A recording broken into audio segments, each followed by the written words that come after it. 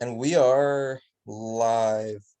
All right, welcome back to the Mac Jones podcast, or as I like to call it, the MJ podcast. Just friends talking everything basketball, everything football for yours and our enjoyment. And today, our first topic is going to be a recap of our 2v2 for Monday.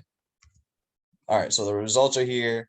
Nathan and Raekwon beat us 7-6 in a little bit of a tight one. I don't remember too many stats off the top of my head, especially for you guys. I actually don't remember how you guys kept scoring on us. Like, I know you guys did. I just couldn't remember the exact plays, if that makes sense, right? So I just gave the stats I could remember. So I remember that Nate was the only QB not to throw a pick. There's 2 defensive touchdowns, a pick six from Nate, and a fumble recovery in the end zone from Eli. There were 5 total turnovers, 2 from you guys. Sorry, 2 from us, 3 from you guys. And then Eli was the only guy who actually brought in multiple turnovers. And I just wanted to say congratulations to Nathan and Raekwon. You guys played smarter than us, better than us, and you guys actually adapted to the game better than us. You guys switching to that like run, pitch, throw option, that completely messed us up. And that you guys are scoring on us at will. We couldn't stop that. I do get that. And I also want to say, I'm really surprised, and I love the sportsmanship from you guys. You guys have not gloated. You guys have not rubbed it in. You guys can. You have the right to. If you want to start now, go ahead. But like the fact that you guys haven't, you guys are better men than me, because I would have been talking so much garbage if me and Neil had one. But you guys didn't. I'm really shocked by that, and the sportsmanship is actually refreshing, and I respect it.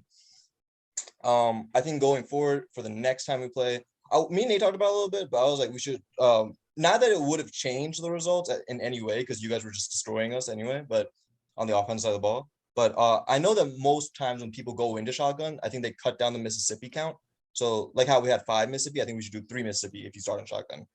Just a little bit of an idea, but that's obviously something we'll discuss for next time. I think we could also benefit from having just more cameras around, because we didn't get the game recorded because we forgot to hit record because we started recording and then we're like, okay, like let's check the angle, watch the video, and just never record it again. So I want to do like one camera from like this whole view and then another camera from the end zone view so we can see like the silence. That would be a cool idea. But overall, good win. We treated you guys to readers after. That was completely deserved. You guys honestly deserved a little bit more because of how hard we played. We were all about to throw up, and I'm seriously congratulations with that. I would also like to take a second to apologize to my teammate Eli. I let you down out there, man. You should not have been playing cornerback that much. That was a selfish decision by me. I was making a decision to load manage myself, and I didn't really think about you. So I do apologize for that. Going forward, next time we play, I'll be taking a little bit more snaps back there. No apology needed, bro. I was just right there with you, slacking. So no worries. I appreciate you that. didn't sacrifice enough for the team, Sumer. Nah, not at all. I'm the heart and soul of the reason we lost. I didn't know that ice cream was at stake here. It was, yes. Big stakes, high stakes. Some real shit. Oh yeah. I had a very good weekend. I made a bet with Eli about a cornhole match. I got that, so that was a free kombucha. And then the football game, Raekwon carried. We were chilling. No carry. You carried. Nate also, we also got to see Nate drive his new car, so that was a very surreal moment. This has just been Nate's week as an individual. Strictly W's for Nate. All W's, no L's. Yeah. He also won jackpot when we played the other day. So I just want to say, speaking of dogs, let's talk about the draft. Oh, the draft next, yes. I enabled screen. Oh, that's why. This makes so much sense now. There we go. All right. There we go. Okay. Now, is Raekwon next? Yeah, I can just talk about the picks that occurred already. Okay. Screen sharing is on just in case you need it. I'm just gonna talk to the fellas. Biggest surprise, but I'm most happy about is the Apollo going number 1. That's why I was confused because they were saying like, the Magic was set on Jabari Smith Jr. I saw that, yeah. Which I didn't understand because like they said that 3 weeks before the draft even was, ahead. For me, the thing about Paulo that I like a lot, he's everyone top 3 is like, a big forward center type build. He averaged 17 points, 7 rebounds, 3 assists. He shot 32% from 3 on 105 attempts, which I thought was pretty good for his position. One of the biggest negatives people kept talking about was his defensive side, and their excuse was he loaded a lot of offensive responsibility. But my rebuttal to that is like he played with an elite guard in AJ Griffin, who was a really good offensive player too. So like I don't really like believe in that. And my player comp for him is a smaller version of Karl Anthony Towns. I feel like he's just like that. A lot of offense, has defensive upside when he's like motivated, but like is known for his offense. So you guys can give your thoughts on what you guys think about Paolo. I actually have a question for Raekwon, but I want you guys to go first. You sure? Yeah, because it's not related to this specific topic, but I do want to ask you a gotcha. question in my future. You and I were talking about it a little bit last night, and that's just that I agree. I think Paolo going first is a good pick because I was saying a little bit in one of our other ball chats that I feel like out of the top three, he has the most potential to be like the number one guy on offense, where like he can be the one with the ball in his hands. He can make his own shot. Like, especially like considering he's going to the Magic. I know with top three, you draft for best player, not for fit. But for me, he is the best fit for the Magic because the Magic have a bunch of young guys who are good, but not great. And they like, in my opinion, what they need most to really start competing is that number one offensive threat. Because I mean, who was their top scorer last season? Like Cole Anthony or something? Most likely, yeah. Yeah, and he's good. He's a good player, but like he's not like the run your offense caliber of player. And Chet and Jabari, as great as they are, like they deserve to be up there. Is that to me, I don't see them as the guys that are running an offense. I agree completely with that. That's why I was confused when they said the Rockets wanted Paolo, because you would think like their offense would be ran through Jalen Green. Yeah, they like exactly. Yeah, so it makes a lot more sense now that they have Jabari Smith Jr. because now you have someone that like Jalen Green can just drive and kick, and then so I feel like it works out a lot. So everything that just happened is like a perfect scenario in my book. Yeah, it's like the top three, in my opinion. I think it follows the idea of drafting for best player and also coincidentally best fit. Like I think each of these three guys is the best fit for the top three teams that drafted them. Yeah, I'm gonna echo what Hagen and Raekwon said. I like the Paolo pick. I think what Raekwon said, like the only thing that you could say was his big weakness is something that's something that you can coach, something that's an effort based, right? Like it's not like he's missing a skill. It's a lot of times maybe he's missing the defensive presence. Maybe he's not fully aware. Raekwon brought up the rebuttal against the he was carrying the load on offense. I do also think like when you're a college player and you know that you're going to get drafted super high or at the very least drafted, I'm sure it's a little difficult to put up as much defensive effort on a night-to-night basis. Like you're putting up, you're doing what you can to get drafted and get as much money as you can. And then after that, you can improve on that kind of thing. I am personally low on Chet. It's completely an optics thing. It's hard for me to look at him and see him dominating the NBA with his kind of frame. Just like, it's crazy to me that he's a crazy rim protector because he's built like Kevin Durant. Yeah, but I think it's so funny that arguably his biggest strength is rim protection, and he's just so unbelievably skinny and lanky. And then what were you saying? As a like,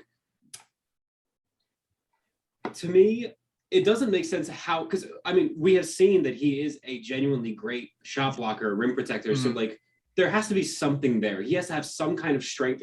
I know a lot of shot blocking is like instinct, timing, reachability, just like having good hands. But like, if he was truly as like weak as some of his naysayers were saying, like, I don't think he would be able to be getting away with like being this strong of a rim protector that people like play or they plan around how he puts a lid on the rim. Like, if you're a twig, you can't do that like a night in, night out.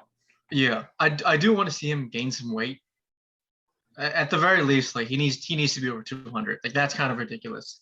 But yeah, like Hagen said, the fact that he's already a good rim protector at that size, it means that he has some innate strength or ability in that kind of aspect. Yeah. And then to go out to talk about Jabari, I'm a big fan of him. Kind of similar to Paolo. His weakness is something that you can improve. Decision making is not the best, but you know that's something that comes with game time, and he can shoot.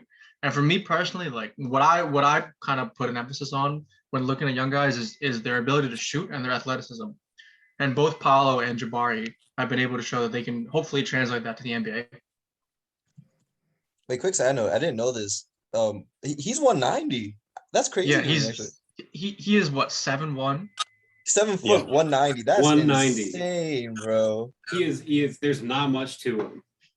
That's actually crazy. Wow, that's insane. No, I mean, I was like, what's it? I agree. Like the general take that I see from most like analysts and people is just that like he's obviously of the top three, Chet is the biggest gamble because the question is, can he put on the weight? It's like you were talking about, like, so at the end of the day, I think OKC are more willing to take a gamble on that because they already have their leading offense guys. They got Josh Giddey making the plays. They got Shai Gilgeous-Alexander being already one of like the top scorers, super young, very promising. Like Josh Giddey. Yeah. So like I think I was talking to Raekwon. Were you the one who said that they are the ones who shut down players early because they care more about, which is actually perfect for Chet because they're not going to force him to be putting up a lot of minutes. Like I'm sure the first year it's going to be like a redshirt year where he's just like he's playing a restricted amount of minutes and he's just trying to gain weight. I think, another thing that I just thought of is that I think it's a good compliment there. I'm a big fan. I don't know if you guys know anything about Lou Dort on the Thunder. I'm a big fan of him. I love Lou Dort. Yeah, I don't know. I think he's a likable guy, but I think having a really strong like a perimeter point of attack defender, it complements strong rim protectors really well because like you see like with Rudy Gobert, people criticize him when he gets played out like to the perimeter because everyone just gets blown by and then he's just in no man's land. Like when you have already established perimeter defenders, like it just makes rim protection all the more potent because people aren't getting to the rack so easily.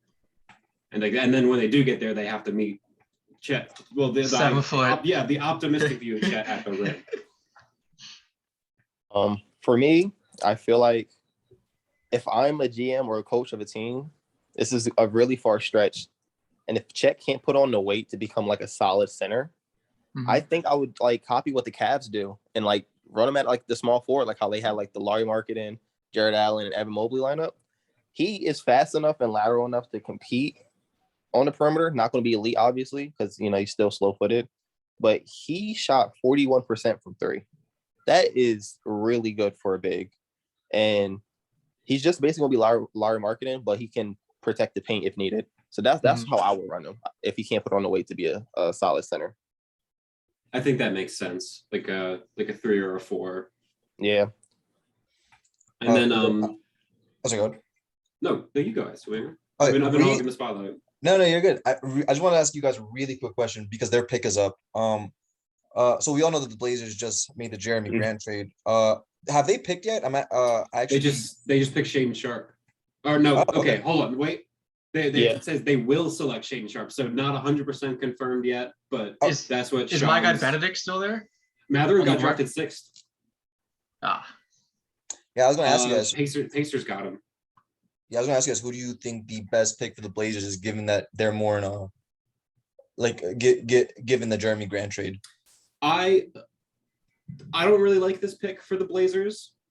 Because I think this was something that we had talked about, that Shaedon Sharp is one of the bigger gambles in the lottery where like he could be really good and he could also be really bad. But when I think of Shaedon Sharp's potential upside, like the stuff you see a versatile scoring, like he's a kind of a big guard, not like big, but bigger than average size guard who can score a lot, score anywhere from the floor. If Portland is still like, their whole philosophy has been building around Damian Lillard still. They have them, and they already have another young, really promising scoring guard in Anthony Simons. Like, it feels strange for me for them to take such a big gamble when they are trying to build to compete, and taking such a gamble on a scoring guard where they already have 2 really good ones. Does that make sense to you guys? I guess it makes sense if your intention is to move off Dame in the future, right? Because then you still have your elite backcourt duo. Yeah, it's just like I feel like they could have gone with more complementary people, but it's like I was saying, at the end of the day, like the real philosophy behind most of these is that most of the time, if you're in the top 10, you should be drafting the best player, unless you're like towards the tail end and there's a player very specifically fitted to your needs. Like most GMs are going to be taking the best player, not the best fit. Yeah. I'm not sure if you guys heard, but like Damian Lillard was like kind of raving about Shaedon Sharp because he had like a private workout with the Trailblazers. But I assumed that they were going to draft him and then trade him because he's like one of the biggest projects. Like, so no one has seen him play since high school, but he has like one of the highest potentials in the draft that like you could draft him, and then another team might be willing to buy into that, and then they could give you something in return to help with the win now scenario, because he doesn't help them win. Like, in my opinion, like I don't think there's any rookie in this draft that's gonna you put them on a team right now, they're gonna help and like put you over the hump. So Blazers is in a win now situation. So I think they're gonna eventually trade Shaedon Sharpe. If it's not by the end of this draft, then by the there's like a rookie signing restriction, isn't it? Like once you sign a rookie to their contract, you can't trade them after a while. Yeah, I think But so. hopefully they move him during this draft. I don't think. I also thought the Kings would have traded their pick as well, because everyone said Jaden Ivey was supposed to be that pick, but they didn't. They didn't draft him. They could have just traded that pick and moved down, because Keegan Murray would have been there 2 picks down, so they could have traded that pick down as well. But I'm a little disappointed in the Kings decisions. So are their fans. I agree, though. I mean, I'm sure you guys all saw it. There were so many swirling rumors about both Portland and Sacramento just desperately trying to offload their pick for like an impact player now, that like I definitely could see like you were saying, Raquan, just like picking a very high upside project player. It makes sense for a potential trade, because you're like, ideally some team that's looking to develop young talent would see that and be like, we're willing to give like some kind of impact player we have now to take the gamble on this guy, Shaedon Sharpe, being really good in the future, which he could be. He could be. Mm-hmm. And then Eli?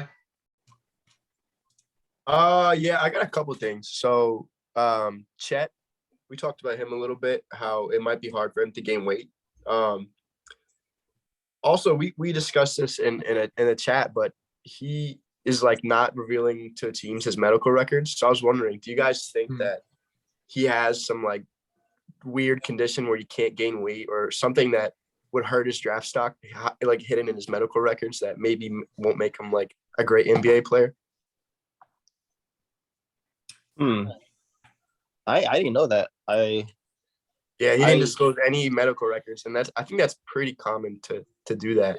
Yeah, it's definitely not without precedent. Like it's a very bad look, especially for a prospect who has gotten so much attention, and pretty much all of the focus has been, can this guy build like an NBA frame? It's a very bad look. Like, I wouldn't feel good if I was drafting someone that was withholding information like that. But I also don't think that there's any kind of like grand conspiracy where like I saw some people on Twitter like saying that he secretly has Marfan Syndrome. Yes, and I'm like, I've seen that. Yeah. Is what? I'm like, so like the condition where people like have like are like they're basically born like extremely lanky and skinny and are Oh, but they die like, sooner? Yeah. Got you. Yeah, it's like it's a serious condition, and it like people who's that celebrity that has it? It's not Pete Davis, is it? You're not that long. But no, yeah, I think some guys are like ended up being like 8 or 9 feet tall, but then they die like 30. It says Abe Lincoln. I mean, he was a long guy. No, I guess he's gonna die anyways. Yeah, that's like at the end of the day, there's only so much that we as outsiders can know about it, Eli. Like we're not privy to these guys' medical records. We're not privy to all of the same information that the draft offices and the medical staffs are. But what I will say is, what we do know, not a good look. Not a good look at all. I actually like we talked about it just a little bit, but I actually wanted to talk a little more about Keegan Murray going at 4. I mean, it's a tale as old as time of Kings making boneheaded draft decisions. I don't necessarily think this is boneheaded, because I do think Keegan Murray is a very like he was probably going like top 6, top 7 worst case anyways. And I do think that he's a pretty good fit with the Kings. Like the stuff that I would see the buzz was that, why would the Kings go for Jaden Ivey when they just used their last lottery pick on Davion Mitchell, and then they already have Fox, who is a great player. And like I get that, and it just keeps circling back to the whole like, do you draft for best player or draft for best fit? I think that Keegan Murray will probably be pretty good, but I think they could look back on this and be like, why didn't we just take Ivy? So I think the right choice was not to take Ivy, because I'm not sure if you saw the interviews, but like when everyone asked him like, hey, like you're projected to go to the Kings, Ivy was like very like he's basically like, hey, like he didn't say, but he was basically saying like, I don't want to go. Please don't send me there. Yeah. I want a career. Yeah. That's why they could have easily just traded down 1 pick, or like traded like a pick or 2 down to get like something in return. Because Keegan, everyone knew Jaden Ivey should have gone with that pick. If not, then he's going to the next pick. Keegan Murray, I like him a lot. I think he's one of the older people in the draft too. He should be 22 by the rookie season start. Damn. But he's a do everything type of player though. Like he can rebound, he can score. He shot 38% from three. And my player comp for him, he's a less athletic Jeremy Grant, where he just does everything on the court.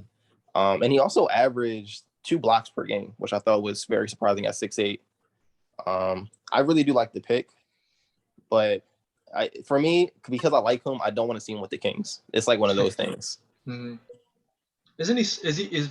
How would you describe his athleticism?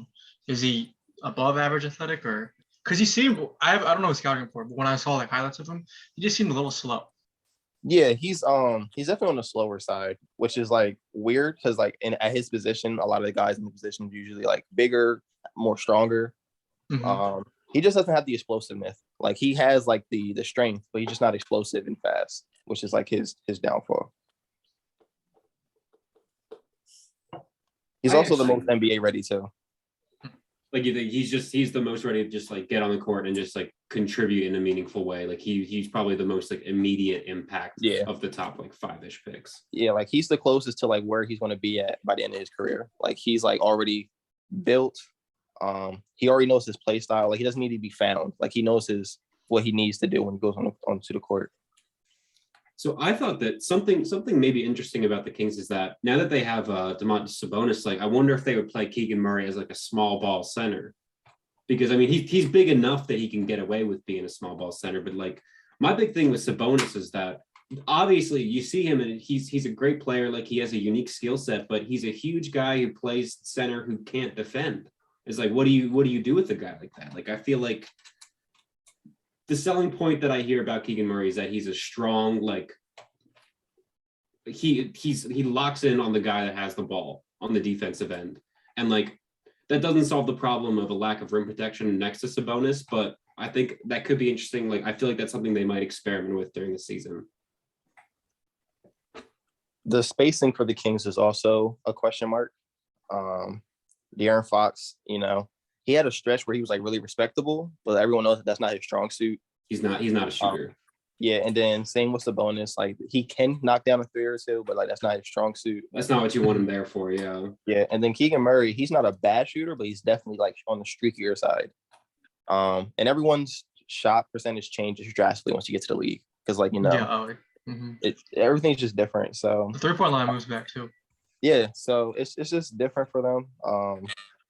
I'm glad they didn't pick Ivy because like you had an Ivy type player in Halliburton, and then you kind of traded that away. So that's why I'm not mad that they skipped over Ivy. I just really wish they traded down to because like you said, he could have gotten like a rim protector if they traded down to a team that had like a rim protecting player that they could have taken, and then also get Keegan Murray on top of that, which would have been like 2 for 1. Well, it just got announced a little bit ago that the Pelicans are taking Dyson Daniels, who at number 8, who I'm honestly a little surprised dropped that far. What's your take on Dyson Daniels? I was going to ask you guys a question actually, because it says he's from the G League. What does that mean? So they have like the pre-NBA. It's like the Ignite team. It's where some super young prospects go, like instead of doing college ball, because the selling point is that it's a closer like simulation of what NBA basketball will be like than college ball, like rules wise and culture wise. Like who from last draft class was from Ignite? Jalen Green. That's right. Yeah. So like there's precedent now for top prospects to do that and like have it pay out. So it's a special G League team. Like it's G League Ignite is the name of the team.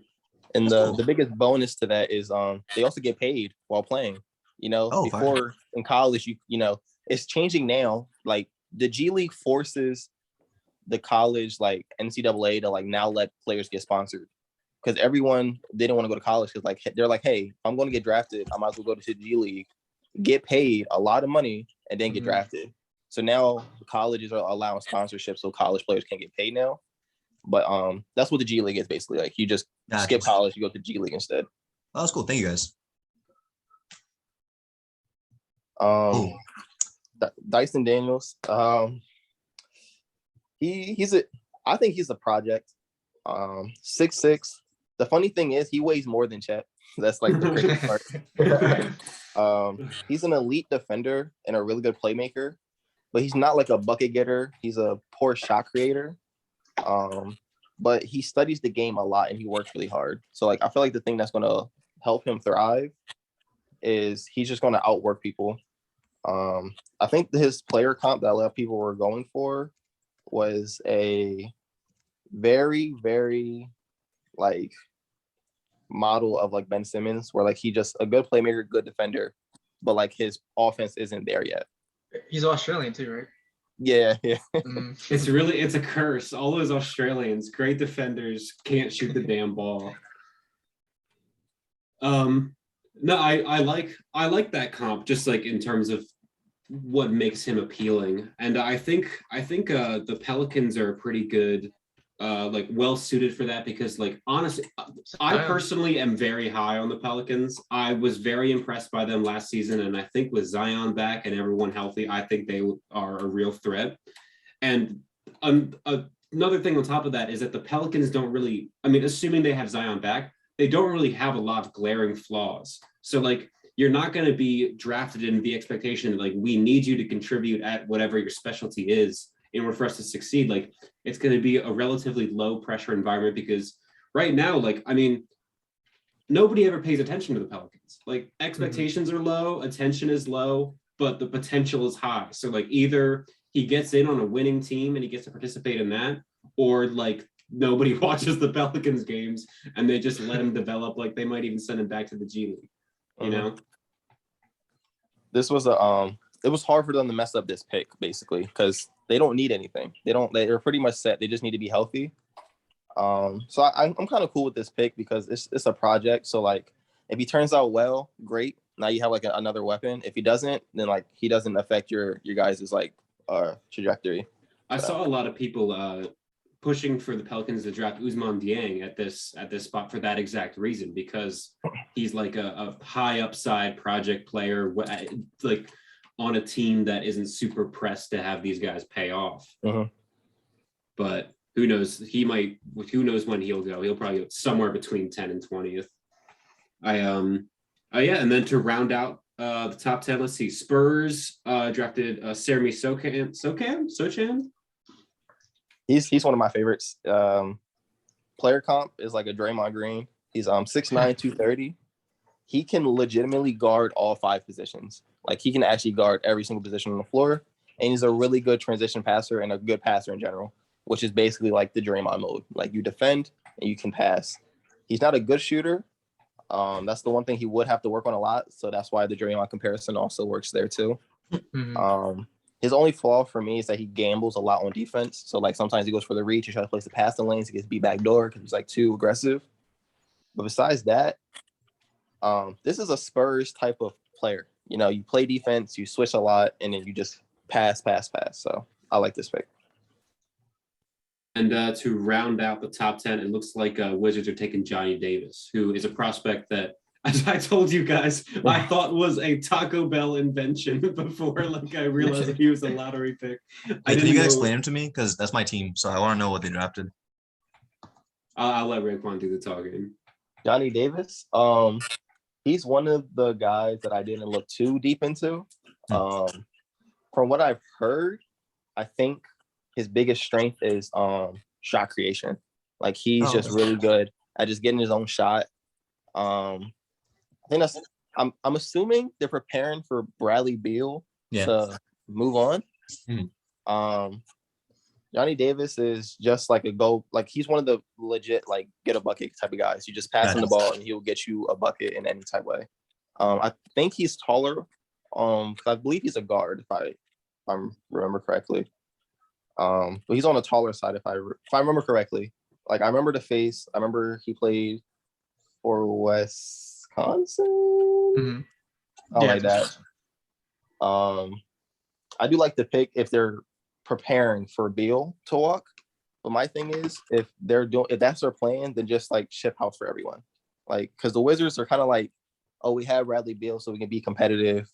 but like we're not competitive enough to like make the playoffs. So if Beal goes, trade everybody else and just stop Rebuild. up like that. Blow it up. We don't really Yeah. have much else aside from Beal. Like I guess we have Kuz. Yeah, Kuzma. So there's a vocal minority that are pretty high on Rui Hachimura. Not as like a star, but it's just I like like a Hachimura. valuable contributing kind of player. He's been on health. Um, He's been injured though for the first. A little Yeah, bit. But I guess if he's healthy, he could contribute. and I Isn't think was Kristoff he? still there? Oh. Kristoff, isn't Oh he my still there? god, yeah, Porzingis. Yeah, but that contract kind of brings his value down a little bit. Yeah, I mean he's been a huge. I don't think anybody really knows what to make of Porzingis at this point. Like he's obviously a He's good washed. player, but he's looked good on the Wizards. No one's been paying attention because it's the Wizards, but he's looked good on the Wizards. He's been putting up good stats. He's been like doing what he is meant to do. I think he's just. Has he such stayed a healthy? unique- I mean, he's playing, Yeah. which is healthy by KP By his standards. thing, yeah. He's just so hard to gauge because he has such a weird skill set. Like hmm a very impressive talent, but it's like, how do you even build around a guy like that? You know? Mm-hmm. And you can't take the game, whatever. We're not here to talk about Kristaps Porzingis. The last pick that we haven't really talked about is Mathurin going number 6 to the Pacers, which I know, Nate, you said you were very high on him, right? Yeah, I just like him. Like I said before, everything he does translates to the NBA. He's a good shooter. He's athletic. I don't remember exactly what his weaknesses are. He's not a bad playmaker either. He's I think he's 6'6" for a guard, which is not too bad. For me, ticks off all the boxes. Who did he go to? Pacers.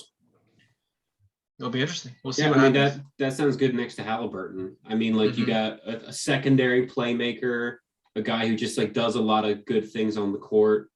Like I'm pretty high on him too. I like him. He seems like definitely not like a star, but like a very, very like complimentary player. I'm also just high on guards in general because to me the league is either a quick forward game or a big guard game. I'd agree with that. Did you guys have any like lottery picks, players that you guys were like fan of, or Who was the guy you said somewhere? Nikola Jovic? Yeah, bro. Jovic. He needs to go to I don't the know anything Nuggets. about him, but If he goes, the funniest outcomes here are goes to the Nuggets or goes to the Sixers, which like, I mean, both the Nuggets and Sixers both have picks in the range where he is expected to go. Very funny, but he's supposed to be nothing like Jokic. I haven't seen a lot of the way he plays, but like, I know he's like kind of like a floor spacing 4 who's a bad defender. Yeah. he's 6'9", 6'10". He's not big enough to guard bigs though, like the power forward centers, even though he's almost 6'10". He grew up playing guard. He had a crazy growth spurt, so that's where his offensive side comes from. But I don't know if I'm a fan of him going to anywhere he's like a project pick. Like you pick him just hoping like he'll turn out to be something good. Sorry, Quan, would you agree? Like I'm sorry, go ahead, Hagen. no, you go ahead. I was just gonna make a quick joke. I was gonna say, would you agree that, like, let's say somehow he got into a team with a great offensive passing center, he could learn a thing or two?